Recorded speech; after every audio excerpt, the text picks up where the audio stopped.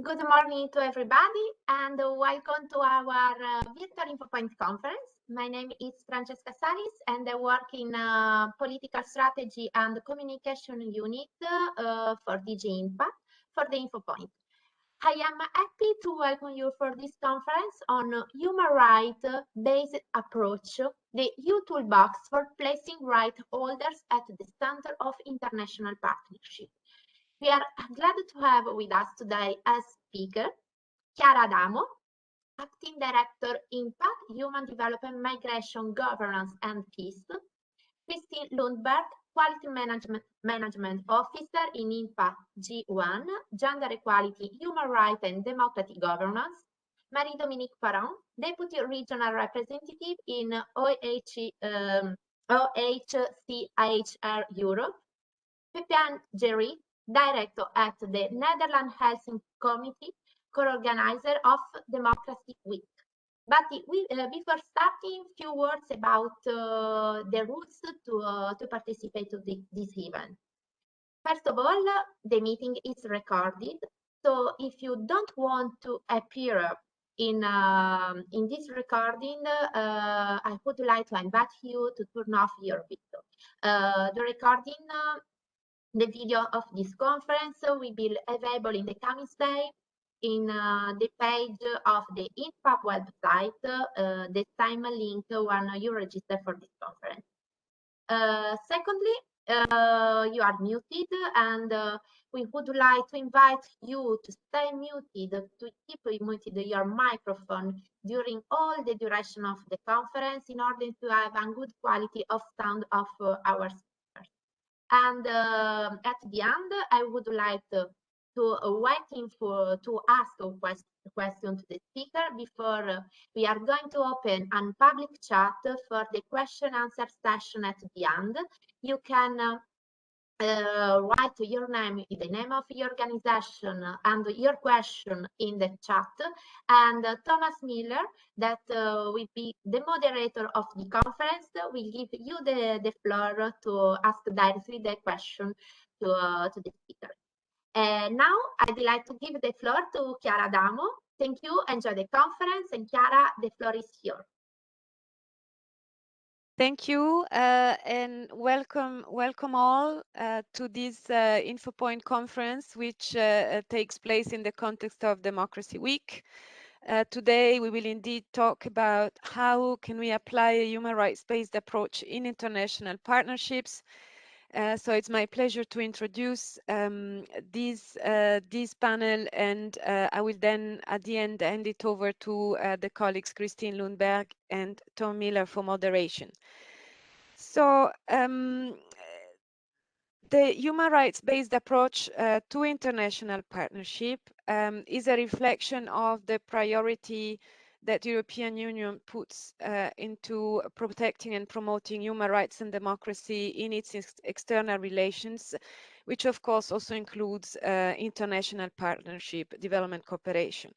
So maybe before we start to talk about the human rights based approach to international partnership, I just would like to briefly mention that the European Union translates this political commitment into practice with a dedicated program, the Human Rights and Democracy Program, a self-standing one for 1.5 billion euros across the 7 years.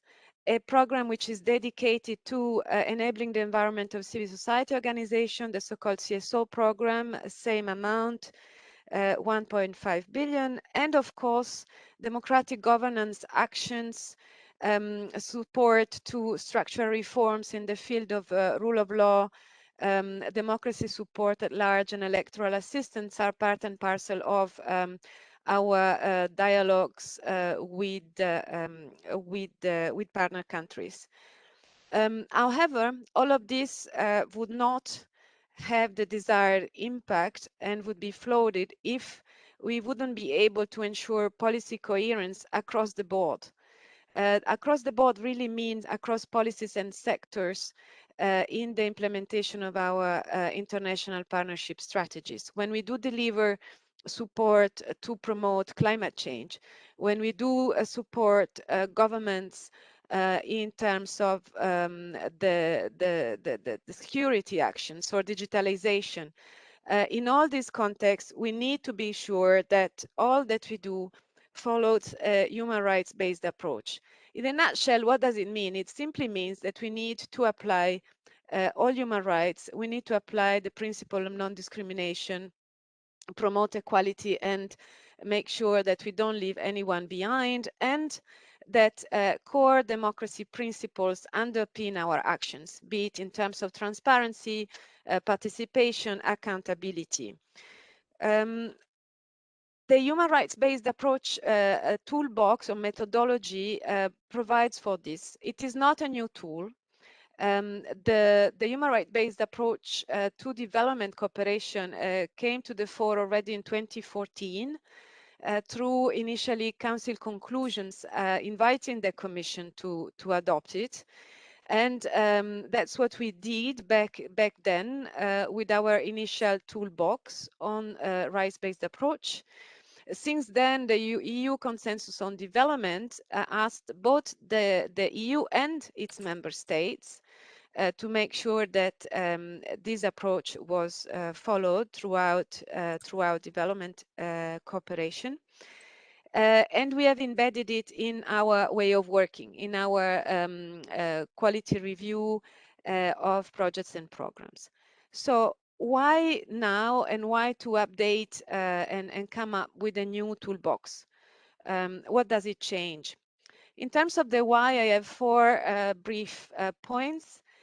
First of all, we wanted to respond to political asks and commitments. Back in 2019, the Council adopted Council conclusions on democracy and democracy support, referring to the need for this human rights-based approach toolbox renewal. Similarly, this appeared in the asks of the Council conclusions on curbing inequalities from the same year, and on Council conclusions on the then Gender Action Plan GAP 2. Secondly, we wanted really to put this approach to the fore as part of our new equality and human rights agenda. So the renewal of this toolbox was referred to last year, both in the Action Plan on Human Rights and Democracy of the EU, in our disability strategy, in the Anti-Racism Action Plan, and also in the new Gender Action Plan. So we really wanted to put a focus on this and ensure coherence, and making sure also that the inequalities aspects could really be better mainstreamed within the human rights-based toolbox. Third reason to update what we do is a legal one. We now have a very clear legal commitment. This is Article 8.2 of our NDCI Global Europe regulation, which sets the external funding for the 7 years to come, which really introduce this concept as a cross-cutting obligation, as I said, across sectors and policies, alongside, of course, gender mainstreaming.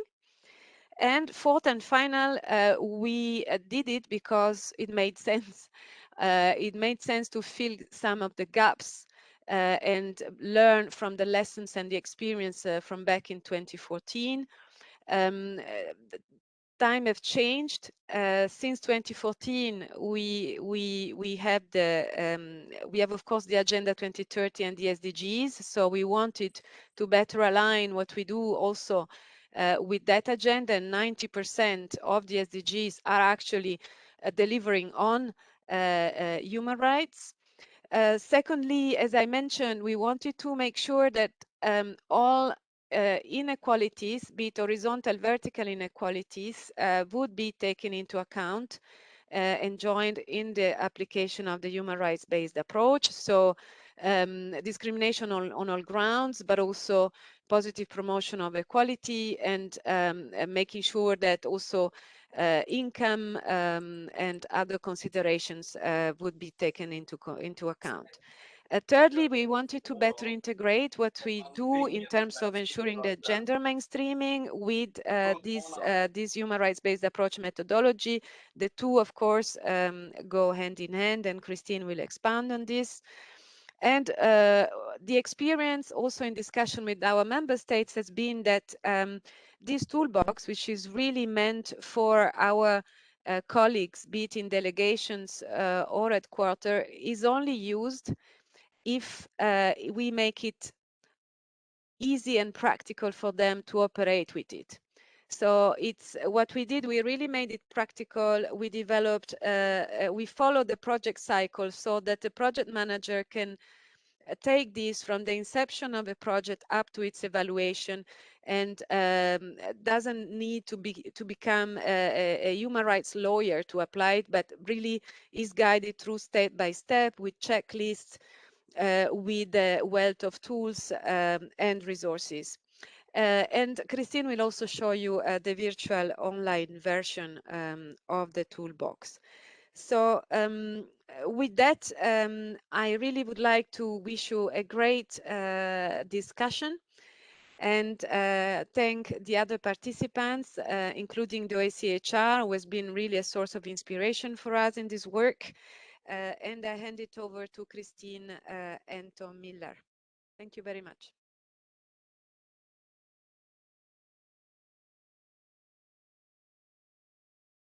Thank you very much, Chiara.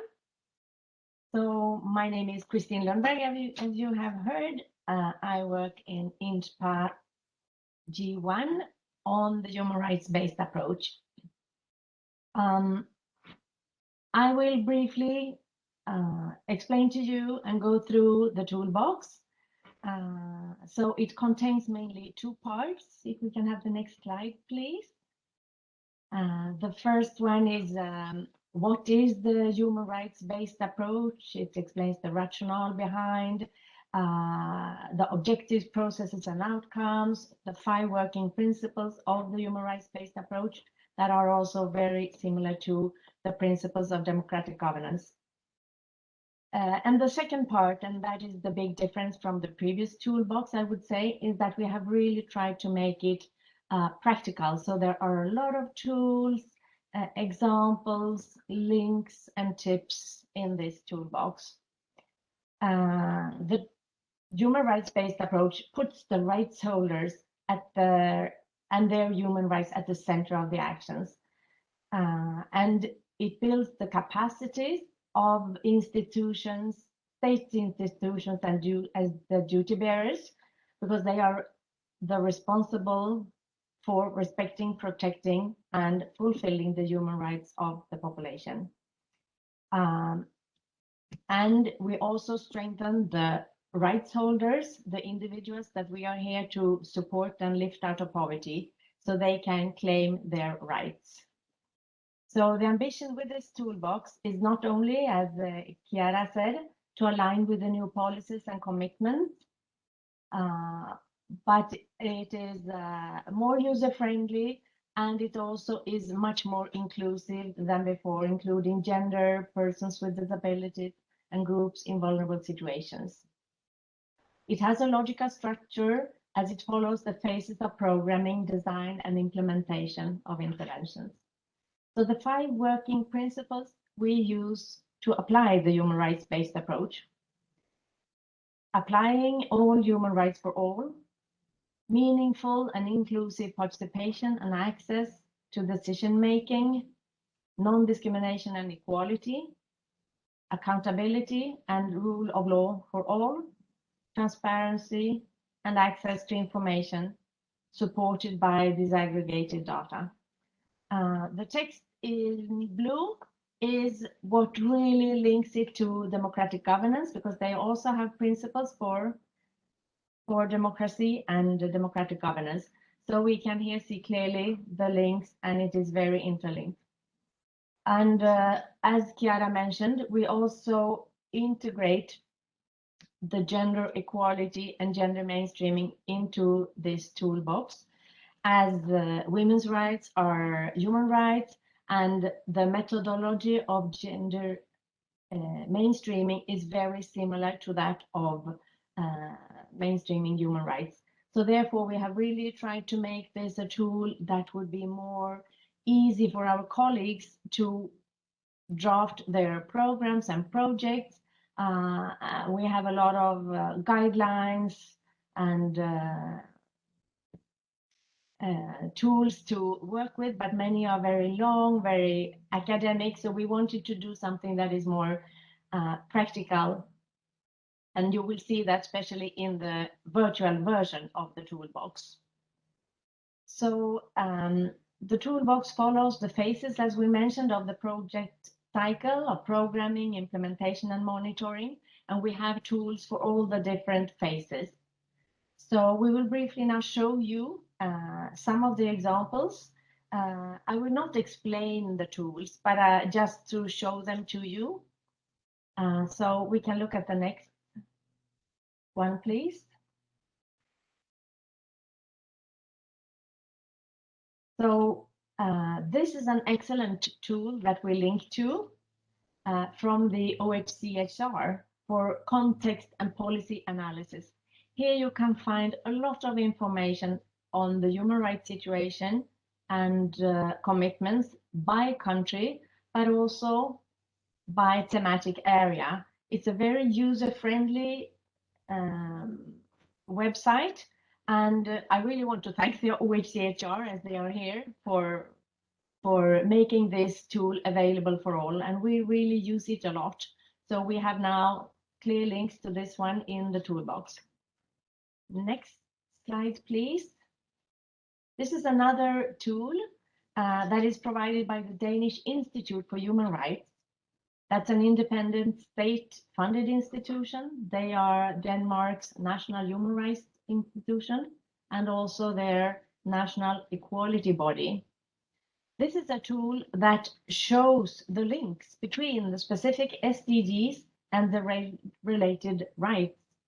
It also shows country-specific information regarding the SDGs and the human rights. Next slide. Yes, thank you.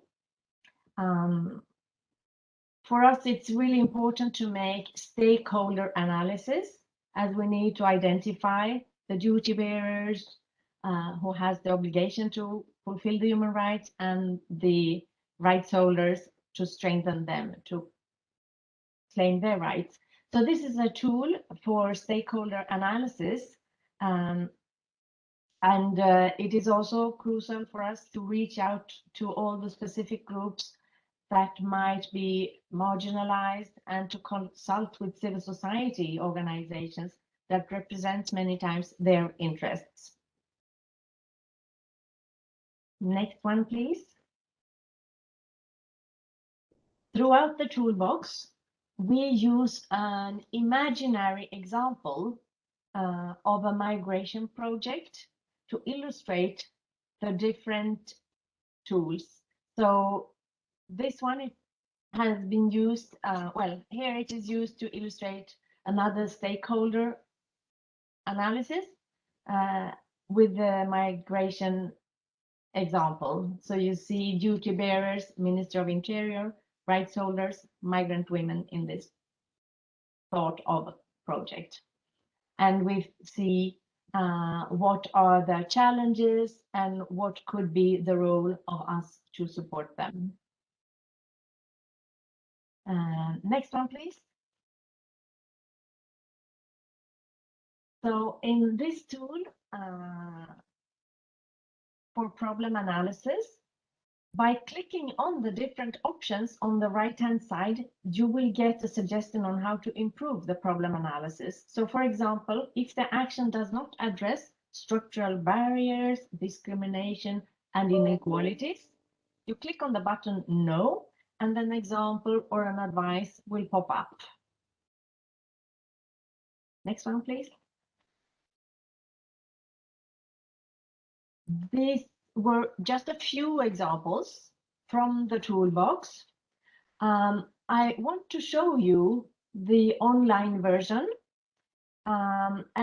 Before doing that, first of all, I want to tell you that it is brand new. We just posted it last week. So you're amongst the first to see it. We are really pleased with this. It is available for all. You can reach it. You need to log on to INTPA Academy. On the next slide, you will see how you do that. So you see the link on this slide, and on the next one, you can see how to create an account. I will now start to share my screen. If you allow me, if you give me the rights to share my screen. Thank you. Yes, now you can. Thank you very much.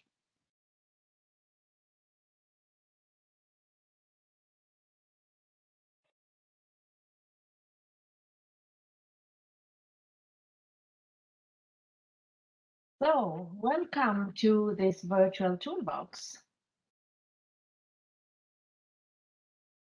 This is the welcoming page explaining a bit how the virtual version works.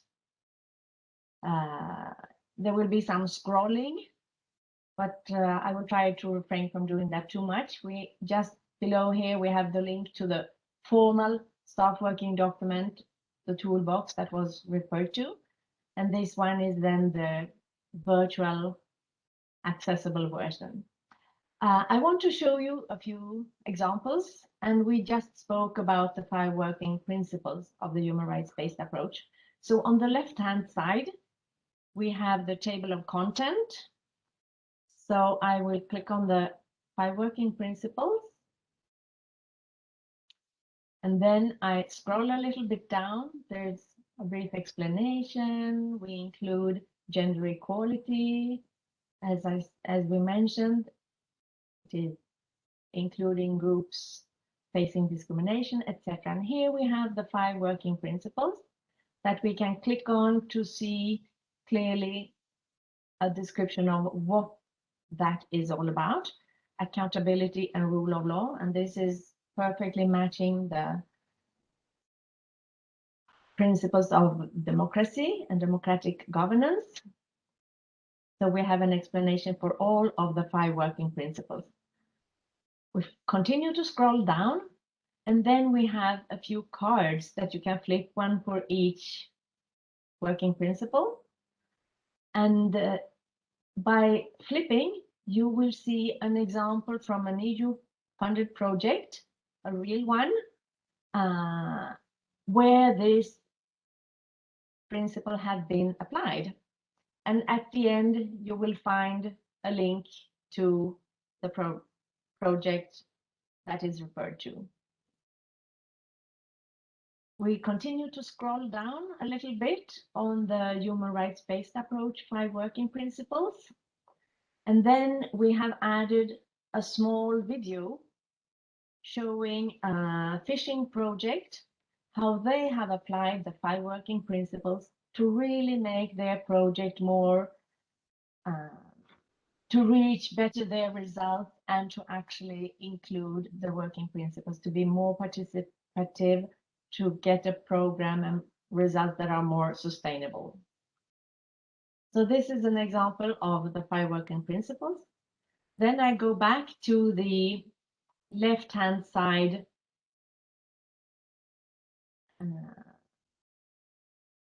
to scroll down, and I wanted to show you another tool we have about leave no one behind. Leave no one behind is really what the human rights-based approach is all about. And as you know, there are many grounds for discrimination that was mentioned by Chiara. So here we will explain different kinds of discrimination as ground for discrimination. It's also called intersectionality when you suffer from several of those. So we have a beautiful little flower that actually illustrates the intersectionality of grounds for discrimination. I will click on them. So we have income, as mentioned by Chiara, as one of the grounds for discrimination. If you belong to an indigenous people, then you're highly at risk of being discriminated against. We have links to different tools. So here we have the Indigenous Navigator, for instance. The HIV status could be a risk of discrimination, and also the religion you belong to. And they all come together at the center with gender as a transversal category that intersects with all forms of discrimination. We spoke about gender and the inclusion of gender mainstreaming in the toolbox. So we have also here included information on the markers we need. Gracias. Perdona, es que estoy entrando justo ahora. Oh, somebody is, yeah. So we shall always classify our interventions according to the OECD gender markers. So here we have an explanation of what those are. We also classify through on disability with the disability marker. So this is also explained. I will not show it to you because it will take too long. And as mentioned, all the different phases of planning, implementation, monitoring, and evaluation is included.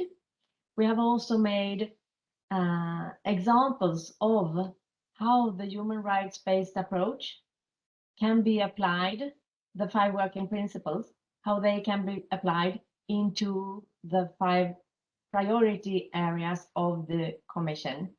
So here we have the nexus with the Green Deal and human rights, and you will see the links to how that is applied to Green Deal. So we have this for the 5 priority areas. And then at the very end, we have a lot of tools. We have a checklist for how to apply the human rights-based approach that can be used both by our colleagues and, of course, if you need it, or member states. We have a very rich list of resources and links to EU resources, to international organizations. It's organized per thematic area, per international organizations, etc., different sectors. And at the very end, we have, this is more maybe for fun, to be nice. This is a little quiz for colleagues to check their knowledge on the human rights-based approach. So this is about the working principles. So you can get a question, can you identify one of the working principles? So I say, this one, well, that was wrong. So then we try again. And we say participation, and that is correct. So with this, I have given you a brief presentation on the toolbox. I invite you all through the links that we have shared to have a look at it and use it. And then I will give the floor or the screen to Marie-Dominique Parent from the OHCHR. Thank you.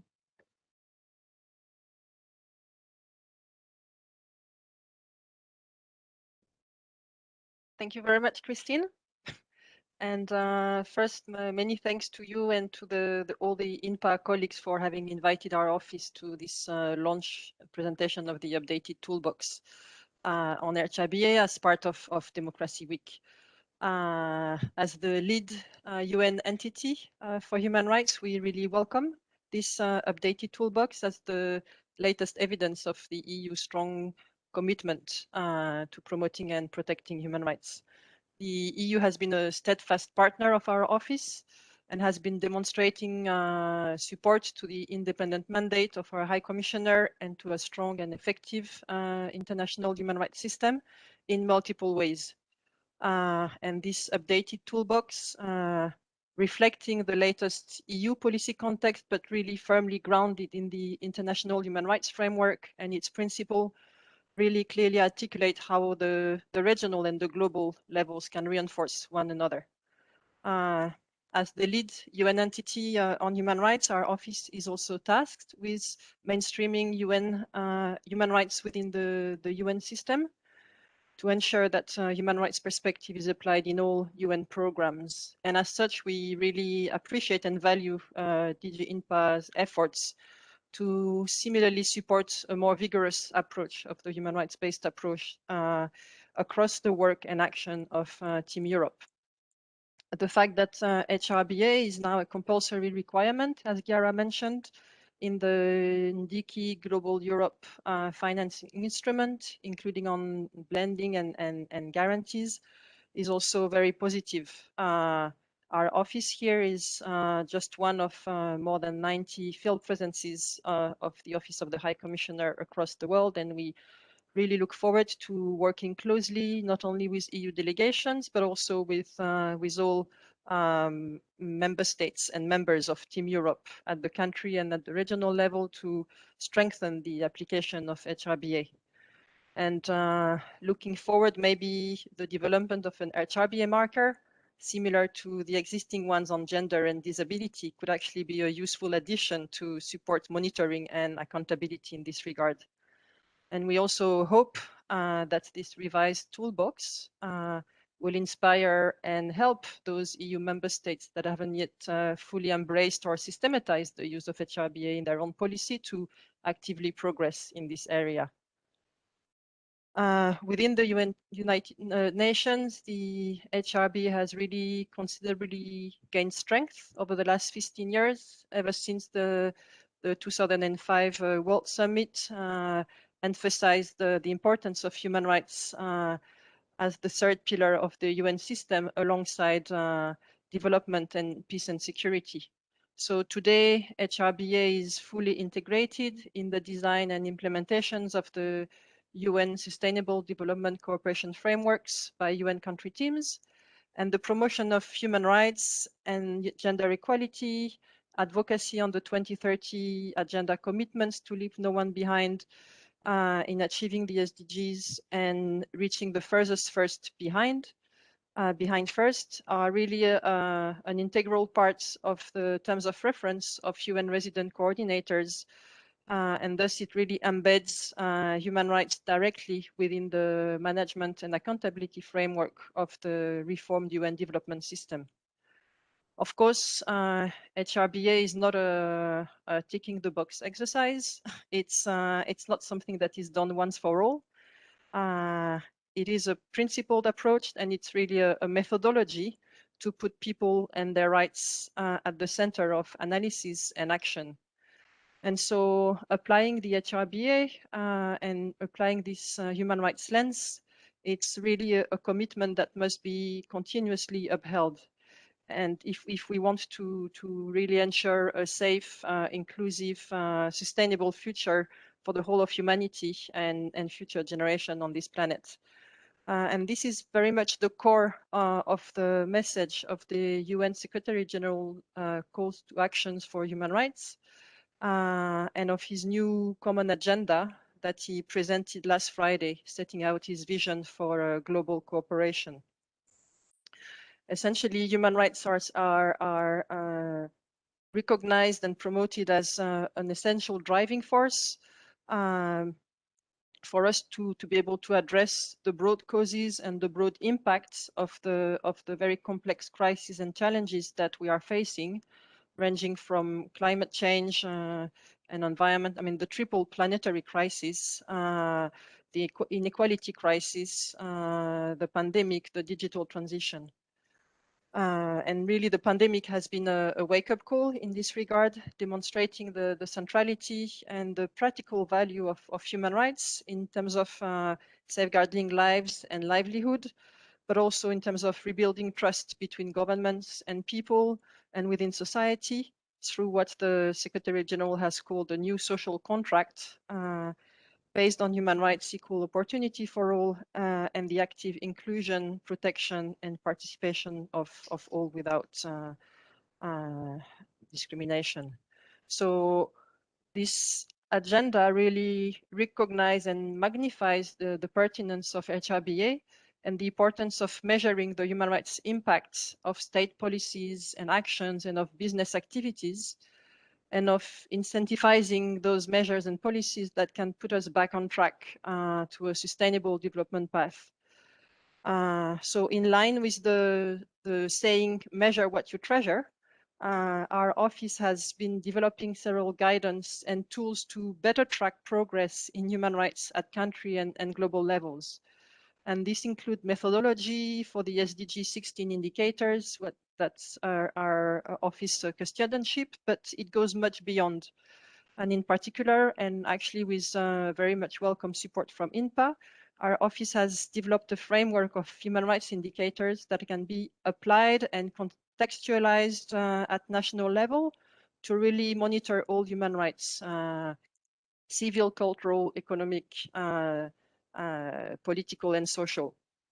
So this is very much at the heart of HRBA, since these indicators allow states to address their own progress and assess their own progress in implementing human rights and the compliance with the treaties that they have ratified, but they also provide tools for civil society to monitor progress and assure accountability.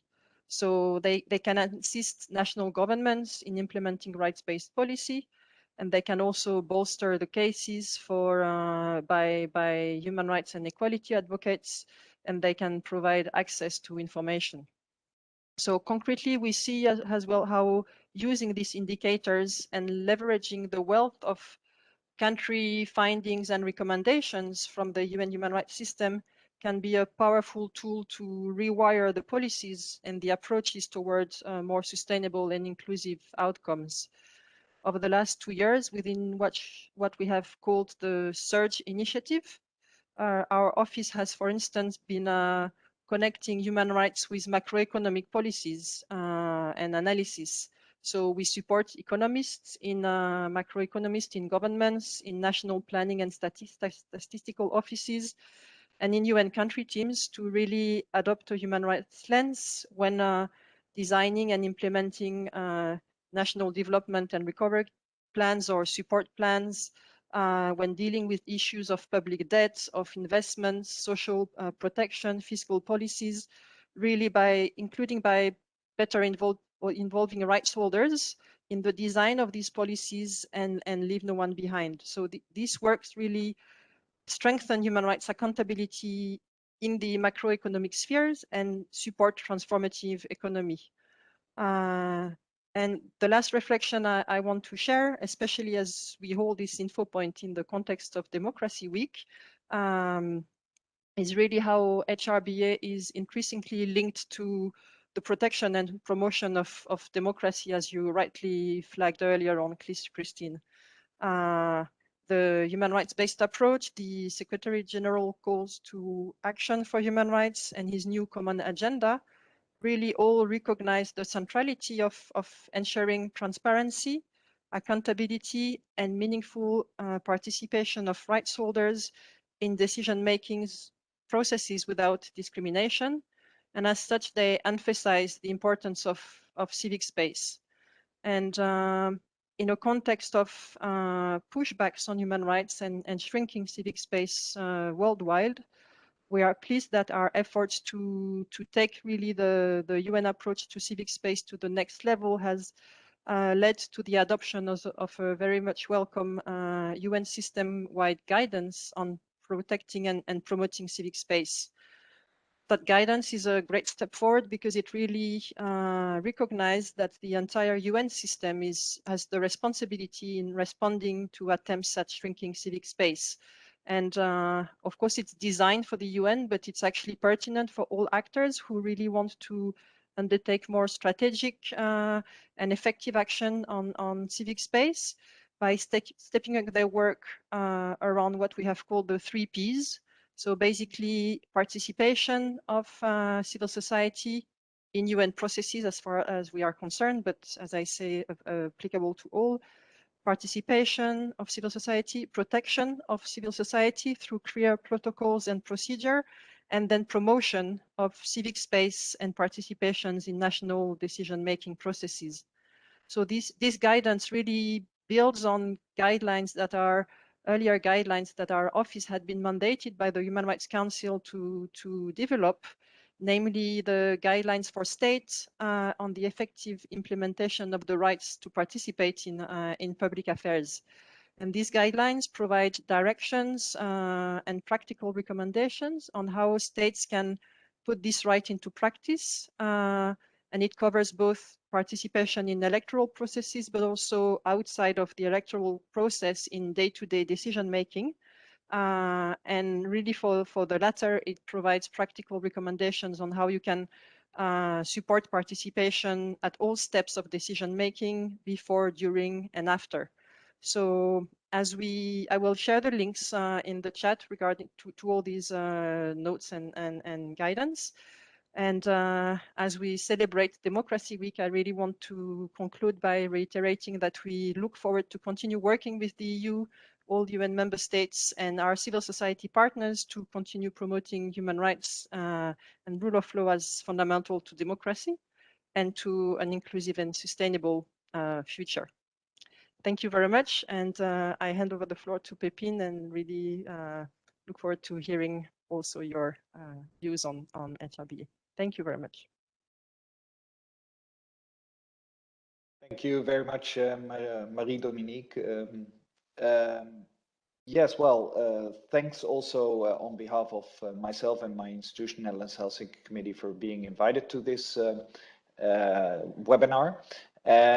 So the Democracy Week 2021 has the title Stronger Together, Partnerships for Supporting Democracy, which in my view is a very suitable title to discuss the updated toolbox for a human rights-based approach developed by INTPA. First of all, I would like to congratulate, not only on behalf of my organization, but also our partners from the European Partnership for Democracy. My sincere congrats to Chiara Adamo and to Christine Lundberg and their colleagues for this comprehensive document. It gives detailed but very practical guidance to professionals in the field who are responsible for developing and implementing very diverse projects and programs. It also provides a practical tool to put the EU Action Plan for Human Rights and Democracy into practice, in my view. So following the steps presented in this toolbox, any professional in the field will be guided to ensure that no aspect linked to the human rights framework is overlooked, and at least in the development of projects and programs. And this last detail is important because obviously the toolbox is built on the fundamental principles of human rights and the EU treaty, including the European values and principles that lie underneath. Hence, it is built on aspirations. And as we all know, I think, gathered here together, daily practices in many countries around the globe, where the European Union supports development and engages in international cooperation, is quite the opposite. It is challenged, it's messy, and less straightforward, perhaps, than the toolbox sets out. So today, I would like to have a look with you also on how to approach a number of these challenges, partially caused by democracy being under huge pressure, and also the civic space that has shrunken in the last few years across the globe. And I would like to provide some input to the discussion in two directions. First of all, looking to the institutions, or the duty bearers, as they are called in the toolbox, in applying a human rights-based approach, and the role civil society plays in all of this.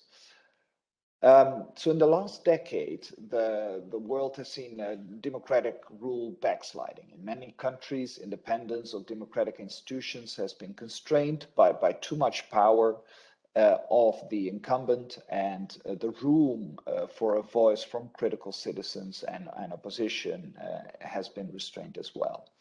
And this has been a global trend, including in traditional democratic states. And the COVID pandemic obviously has not helped in that regard either. And this has had grave effects on accountability. Parliaments in many states largely rubber stamp laws and do not ask critical questions to the executive to check policy implementation or budget depletion. And quite often, nominations for positions in independent state institutions, including the ombudsman, electoral bodies, state audit institutions, are influenced by the executive. And even the judicial institutions are not exempted of influences. And as the rule of law ensures guarantees for citizens to live in democracy, it should actually protect, obviously, against authoritarian practices of the state and provide for independent judiciary to assess if human rights are violated. So if impartiality of the judiciary is hampered, rule of law becomes a risk becoming rule by law.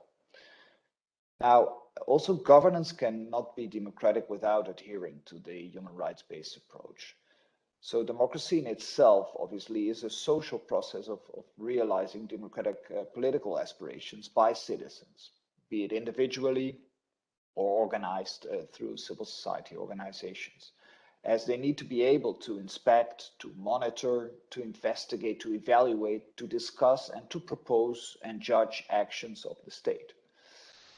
So in other words, they need to hold the state and its institutions accountable. And in my view, the human rights-based approach is a catalyst to human rights realization, allowing civil society actors and civil society organizations, including journalists, lawyers, professional organizations, human rights defenders, etc., to actively promote human rights and initiate cross-sectoral dialogue on and solutions to the most pressing human rights issues and democracy issues as well, which include obviously the freedom of association, assembly and expression, humanization of the justice system or access to justice, electoral processes, which are addressed both locally and nationally, etc.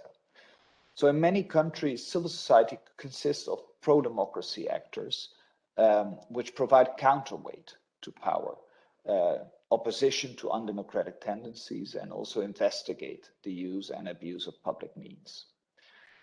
So the human rights-based approach should therefore contribute to building a strong and independent civil society, which plays a major role in securing effective and sustainable realization of human rights.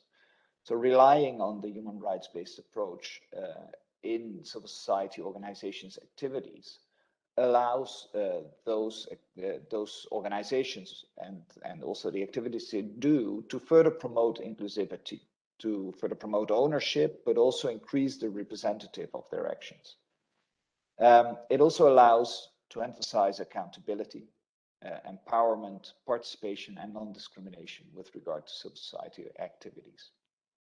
So for international partnerships and cooperation to adhere to the do no harm principle, civil society participation is key. And only then democratic participation, accountability, and transparency can actually be ensured. In applying the human rights-based approach, we feel that one should also be prudent to not ensure and rely only on just a few actors. A cross-check on information with national and international civil society organizations and networks, such as the European Partnership for Democracy or Civicus or any other network, is needed. And as the toolbox also underlines, a proper stakeholder analysis is crucial as well. Civil society, we must admit, and being member of civil society, I admit it myself. We also have our flaws. And I think these are also mentioned in the toolbox. So many organizations have, for instance, been very focused on international cooperation, both in terms of outputs and means where they depend on. And as a consequence, have lost touch with their constituencies. And support for civil society or organizations and actors to further build this constituency, therefore, is also very much needed. The human rights-based approach also allows to operationalize human rights at all levels of society. So people are aware of their rights and duties. Relevant institutional arrangements are made in order to ensure that democratic civic culture is present in all issues related to governance. And in this regard, the human rights-based approach provides a toolbox for sustaining and I would say even strengthening democracy. In this same line, it provides a framework to strengthen the capacities of various state actors to ensure they are better equipped to comply with national and international obligations to respect, protect, and fulfill human rights. Capacity building of judicial institutions, independent state actors, and parliaments is key in this regard, not only in terms of the capacity of personal capacities of staff, but also in strategies to ensure and strengthen their independence. To conclude, in order to ensure the human rights-based approach toolbox can successfully contribute to further democracy and to build democratic societies, it is critical to invest in strengthening the capacities of both the duty bearers and the right holders. And in order to do this in a sustainable manner, I feel investing in strengthening and further building civil society is key.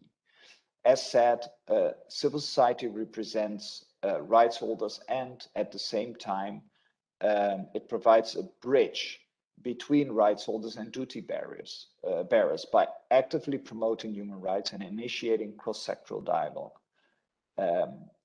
and also providing solutions to the most pressing human rights and democracy issues. Thank you very much for your attention, and I think I will give the floor back to Thomas Miller, if I'm not mistaken.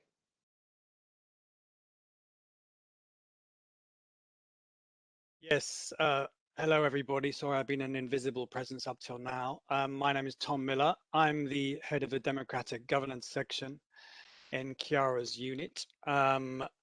First of all, thank you to our presenters for those very clear and very rich and very thought-provoking presentations. Went without a hitch. Congratulations. There's a lot of you here, which is excellent. And I think our aim now is, given that we have limited time, to really allow for that interactivity for the Q&A session.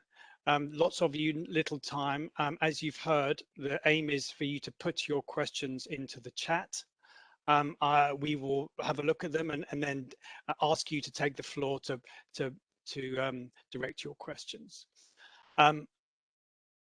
While you're getting your brains into gear, getting your fingers working, I can start off with a quick question for our panelists. Let's look at one of the challenges that has already been touched upon, COVID. COVID, of course, has had a huge negative impact, obviously in health and in socioeconomic aspects, but again, in governance and human rights, it can be seen as a global crisis as well.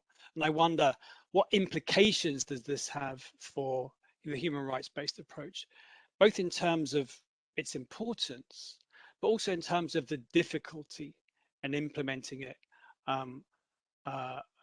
in the field. Perhaps I could go to Pepin first, and then to Mary Dominique. Yeah, thanks, Tom, for that question. I think the challenges have become bigger due to the COVID-19 crisis. We've seen laws being developed and introduced that further restrict space for for civil society to be active, and for citizens to be also critical of many policies that have been developed. It remains to be seen whether those laws will be, or some of which are logical, looking at what the pandemic caused, but it remains to be seen whether those laws will be changed again into, well, normal practices as we knew them, more democratic and abiding human rights, or not. And I think in all of this, again, the role of civil society is key to start those discussions, but also to get people together to be critical and to review and push for restraining measures to also be well, cancelled or drawn back. Thank you very much, Pepin. Maybe Marie-Dominique, would you like to follow on? Yeah, thank you, Thomas. Well, indeed, the pandemic has really, I would say, revealed the gaps, the pre-existing human rights gap that existed in our systems and society, and we've seen how, I mean, marginalized groups, minorities, really suffered disproportionately from the pandemic, and how the sort of exposed the way our systems were probably unsustainable. And so at the UN Human Rights Office, we've been trying to build on the tools that we have, namely the recommendations and the findings of the human rights system, to really help member states and civil society to respond effectively to the crisis. So we've stepped up the monitoring of the crisis, and we've emphasized. I mean, we developed, we increased the support to UN country teams in terms of analyzing recovery plans, and really work together with the whole UN system to embed human rights into the response to the crisis. So there's been guidance on human rights and COVID adopted by the Secretary General, and our office has also developed indicators to see how the response can be can further improve the recovery, and try at the same time to respond to the immediate needs, but in a way that will help us progress towards a better recovery and a more inclusive recovery. Yes, thank you both very much. I think you're quite right that the COVID pandemic has exacerbated maybe existing negative trends, and we've seen that the centralization of power, the closing of civic space, the reduction in oversight. The EU, as you may know, has been working with International IDEA and developed a global monitor to track the responses, both negative and positive, but around the globe, and how governments have been reacting to COVID and what this has meant for human rights. But obviously there are many different indicators out there, though. But I'll send the link, and I encourage you to take a look at it if you haven't seen it already. Christine, I'll give you a chance to answer on this question too, if you like. But also, I know there's a question about the online link, which I think you've already responded to, and if it exists in French, so maybe you'd like to speak to that as well. And I would encourage other people to send their questions, because we have lots of people, but a dearth of questions so far. So please get typing. Thank you, Tom. I will echo what both Pepin and Marie-Dominique has said, that it's really posing a lot of challenges, not only in terms of participation, transparency, but also the urgency of taking action to the COVID situation has also made the decisions coming so quick. So it has been difficult to be able to respond and to try to really be able to participate. From our side on the Commission INTPA, we have had trainings on what the COVID situation means in our programming when we support interventions. So we've had trainings for our colleagues in delegations, also again talking about the human rights-based approach, strengthening the colleagues with different arguments and tools. But yes, it's a continuous challenge, and we will continue to work on this, of course.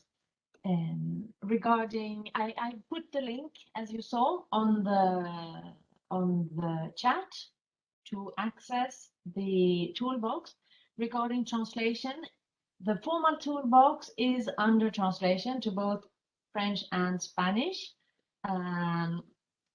About the virtual toolbox, I am not sure we will be able to have it translated. I have to investigate on that one. Thank you. Thank you very much. We've had a question come in now. I don't know if you would like to take the floor. From Bruno in the Cotton Group on the living wage.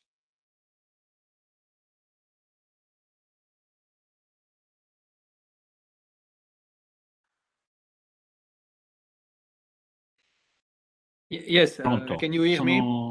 In video line. Yeah. Yes. So my question is linked to the GSP Plus, because a brand on its own cannot really do a lot to improve human rights in the country. Europe can maybe do more by giving GSP Plus benefit to countries which are really respecting the human rights, and especially child labor avoidance or living wage. Is it something which is on the agenda of the EU? Christine, can I go for you to that question?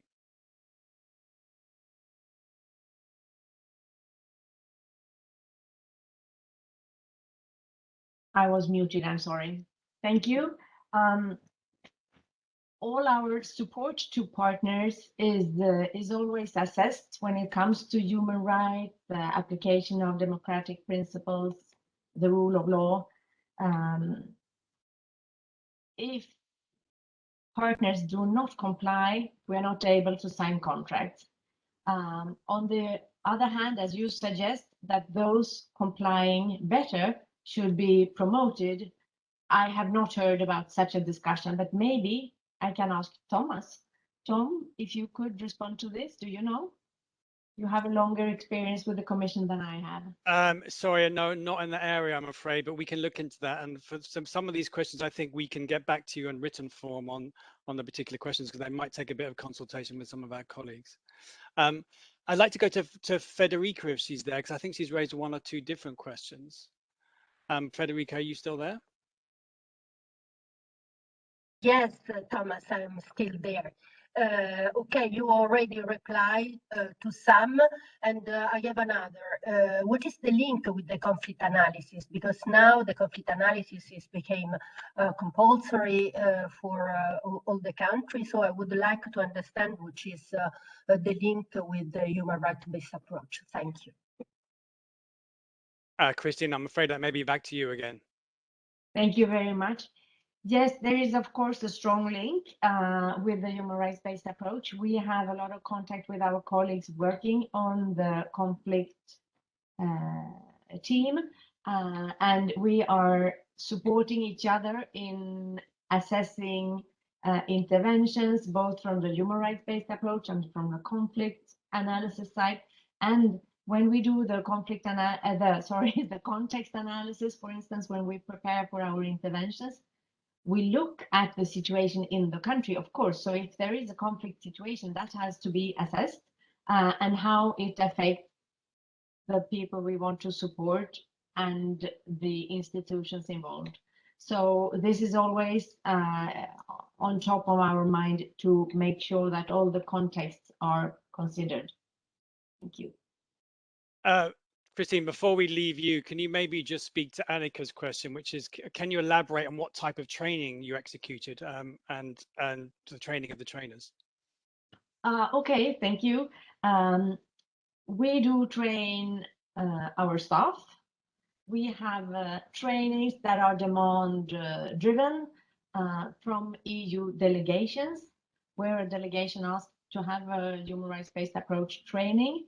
We used to go to the country to have a visit for several days where we have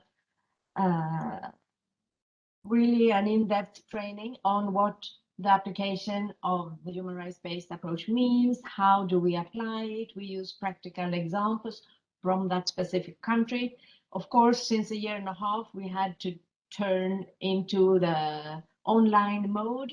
And I think we have managed to develop actually quite a dynamic way to do this. So we divide it also into several days. It is up to the delegations in some cases to invite member states present in the country so they can participate in the first day that is more general. Then it is the second day is more really focused on our internal formats. How does it work within the commission? We also have webinars open for both headquarters and delegation staff on the human rights-based approach. We now have launched a new one on this new toolbox.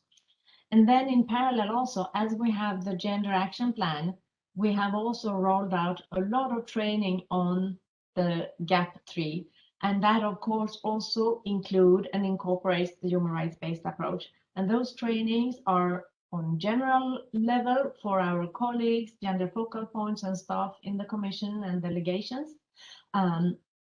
Then we have developed specific GAP trainings in relation to specific thematic areas, such as the Green Deal or jobs and growth, for instance. And those trainings have been also open to member states. So these are some of the trainings. And for your information, this could be interesting. We are also in the process of developing a self-paced human rights-based approach training.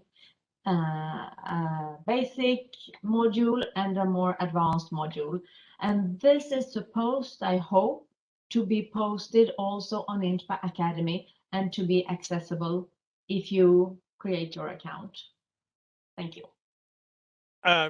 Christine, just one last thing. I mean, I think we're dealing with two different constituencies here. We're dealing obviously with the EU network and EU delegations and so on, and they have ways of contacting you directly. But I just wonder for external people, if they have feedback, if they have questions, how do they send that back to us, to you, to give real time, if you like, feedback on how this is working and what maybe some of the issues are? Good question. I would say at the moment it is to write to me. We do have a functional email also that I could put in the chat, actually, that could be used. I will do that. I will put it in the chat. Thank you. Thank you very much. I'm aware I would like to for some questions to come in for Mary Dominique and Pepin, and I have a question in fact for Mary Dominique now, which I'd like to use. As you are the driving force behind the human rights-based approach, I wonder, I mean, how do you ensure that other UN agencies follow up on the HRBA, and how do you monitor this? Thank you very much, Thomas. I mean, I indeed we're the lead agency for mainstreaming human rights in all UN programs, and we do that both at the systemic level by working together with as part of the UN system reforms processes to better integrate human rights in the accountability framework. So I referred, for instance, to the new management and accountability framework for the UN resident coordinator system at country level, where human rights are really integrated into their terms of reference and what they have to report the Secretary General in terms of their action working with member states and with civil society in country.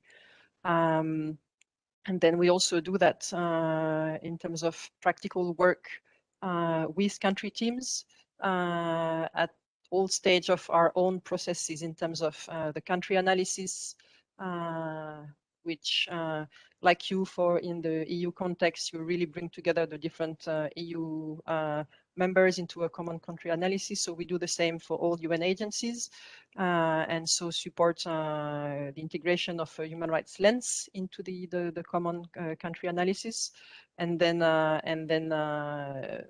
work to support integration of human rights based targets and indicators into the cooperation framework that we signed together with member states. It's an ongoing work. As you say, not all countries react similarly to human rights challenges.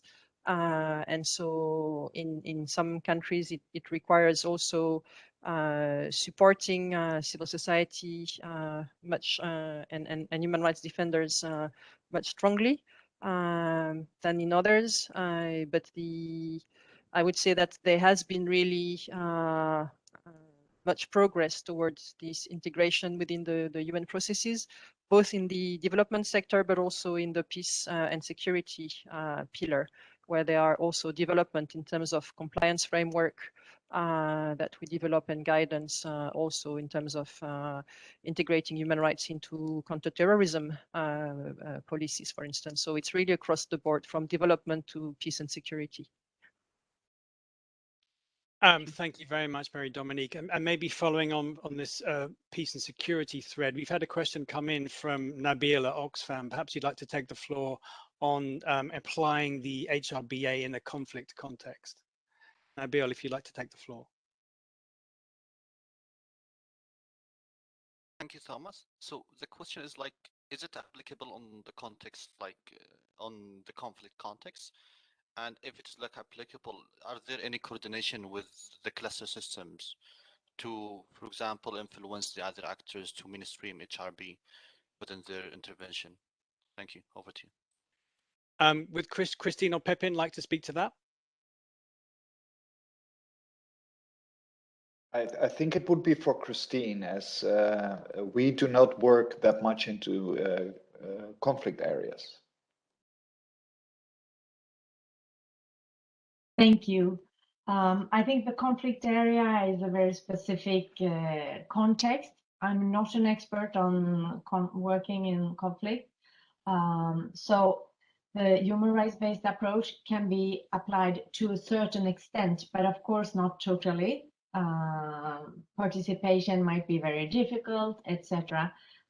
We have colleagues, as I mentioned previously, that work on the conflict situation. There is tools for making conflict analysis, etc.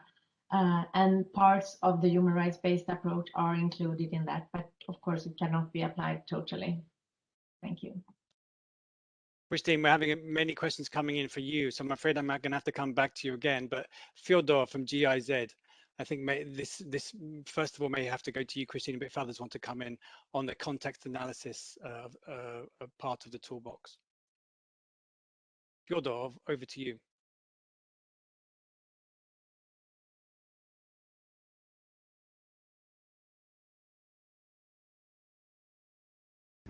Can you hear me? Yes. Thank you. Okay, perfect. Yeah, because my mic was off. So if during the context analysis, if all those checklists and all the useful tools inside of the toolbox, is it obligatory for the EU institution then to use those, or is it just a recommendation? Or how else do you secure that the HRBR is implemented, like, yeah, by all the good work you have put out there?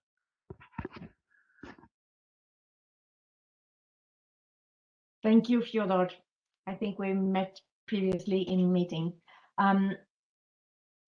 The toolbox as such is intended to be an instrument of help for our colleagues. If you already know what the human rights-based approach means and how to apply it, then of course you don't need it. But for many colleagues that are experts on energy, environment, digital, they are not that familiar with what it means to apply the human rights-based approach.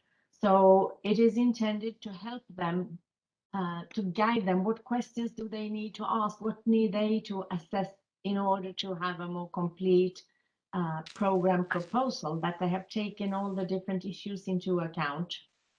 And internally, within INTPA, we have several ways of both supporting colleagues and assessing that it is applied. So first, we have updated the templates that are to be used when we describe our project with guiding questions, etc. And then we have a quality review system whereby all new interventions are screened from a human rights-based approach perspective and from a gender mainstreaming perspective.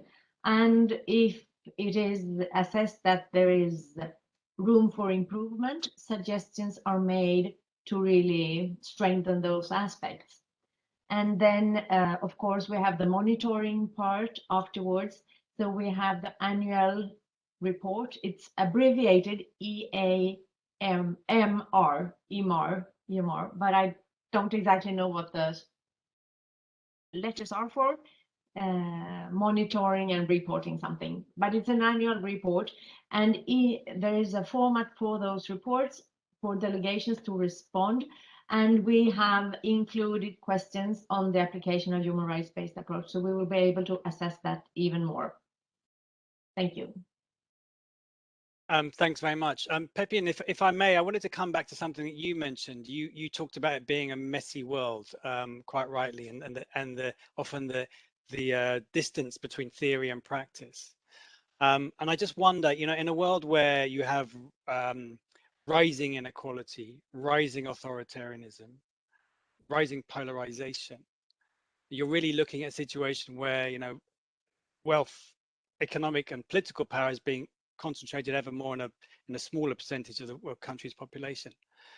Obviously, the HRBA is intended to address that problem, but all these things make addressing it all the more difficult.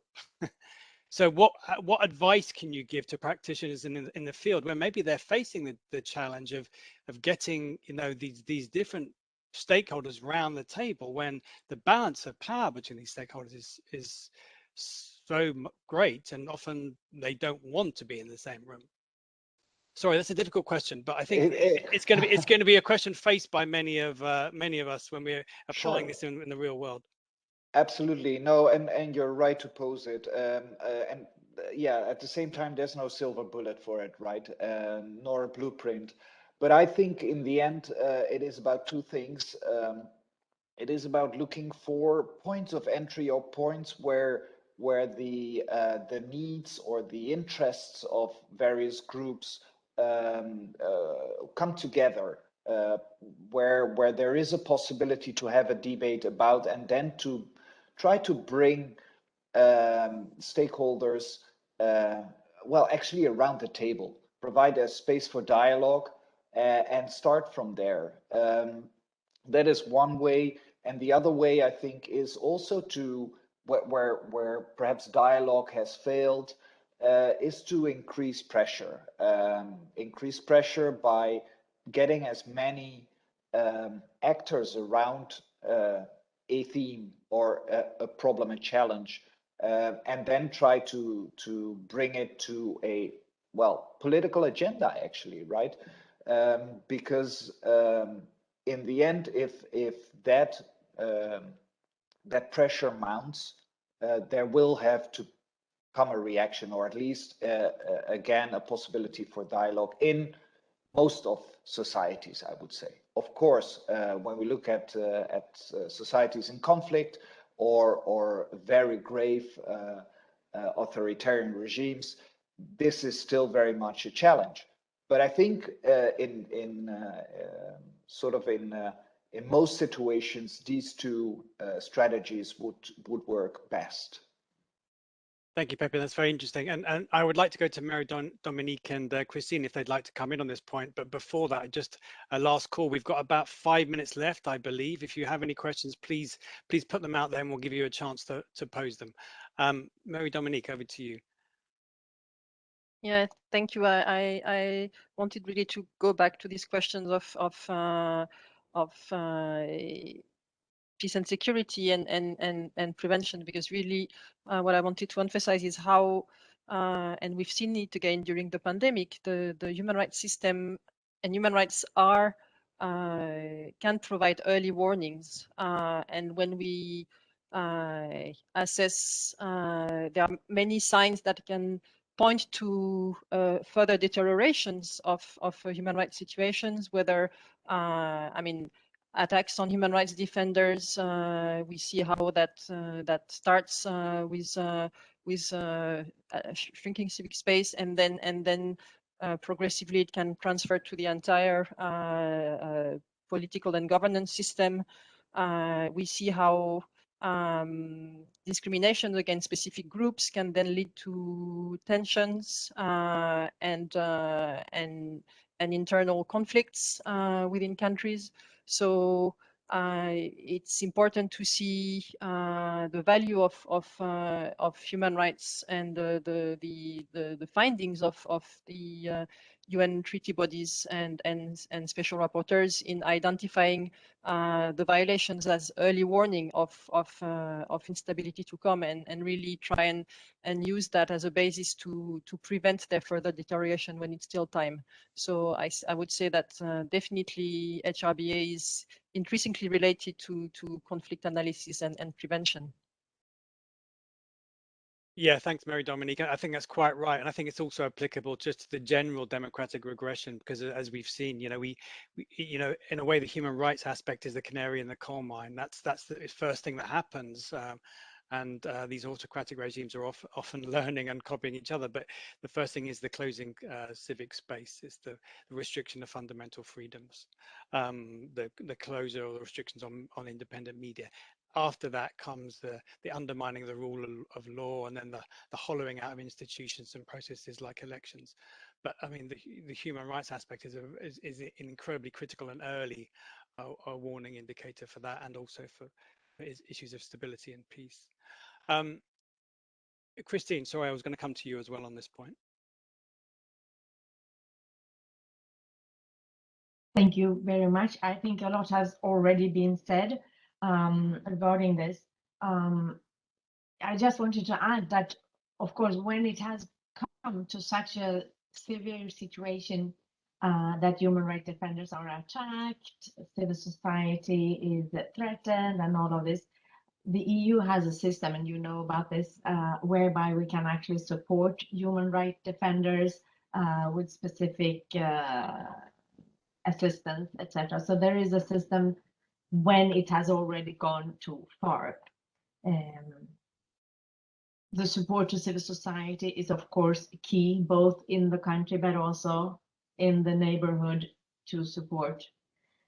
Media is, of course, also very, very important to have access to information and all of this. So there's a lot of things we can do, but it's it's challenging, of course. And Tom, if I may, I just see there is one question that is completely different, but it's about, I think this is for Francisca. How can you get the certificate of attendance to this webinar? Yes, I answered previously to this participant, so I can say this to the everybody.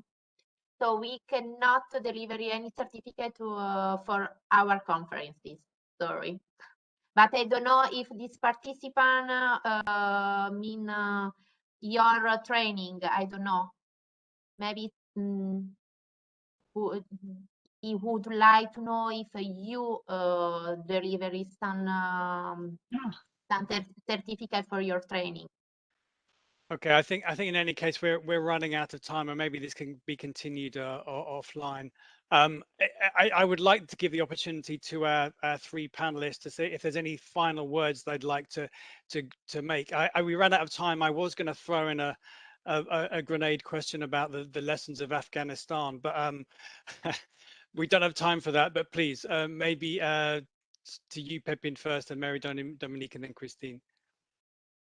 Yeah, thanks, Tom. I think there was a panel or yesterday or today or maybe tomorrow on Afghanistan. So for those eager to look into those questions, I would refer to that.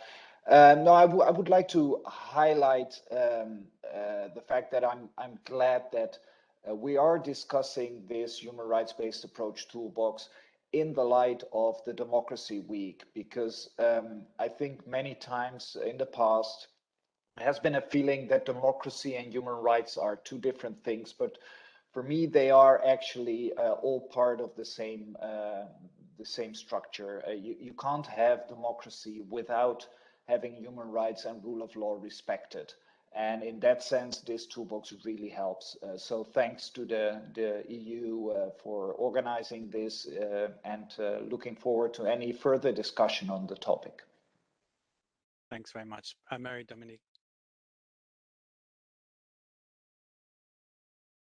Yeah, thank you very much for having invited our office to this info point, and also, as Pepin said, in the context of the Democracy Week, where we really look forward to continue working with the EU and with all our civil partner. Human rights and protection of rule of law and democratic values are really at the heart of what the UN stands for. And I think it's essential that we continue building on our shared values. Thank you. Thank you, Christine. Thank you very much. I just echo the colleagues. Thank you very much for participating in this info point. Thank you, Pepin. Thank you, Marie-Dominique and Tom for participating. I think it's been very rich. Thank you. I also really hope that this toolbox will be used by many, because we really all need to remind our colleagues, friends about the importance of respecting human rights and applying the principles and to defend democracy. So thank you all, and have a good day. Thank you, everyone. I'm sorry if we didn't get a chance to address your questions. Bye-bye. And thank you to our presenters in particular. So the time is over. Thank you very much to our speakers, on all the participants. I would like to invite the participant that won't be added in our database to write an email to our email address that now I put in the chat. And it's the same email address that when you receive the information about this conference. So thank you very much to everybody, and see you for another conference. Enjoy your day. Thank you. Thank you. Bye-bye. Thank you very much. Bye-bye. Thank you all. Bye-bye. Bye. Thank you. Bye.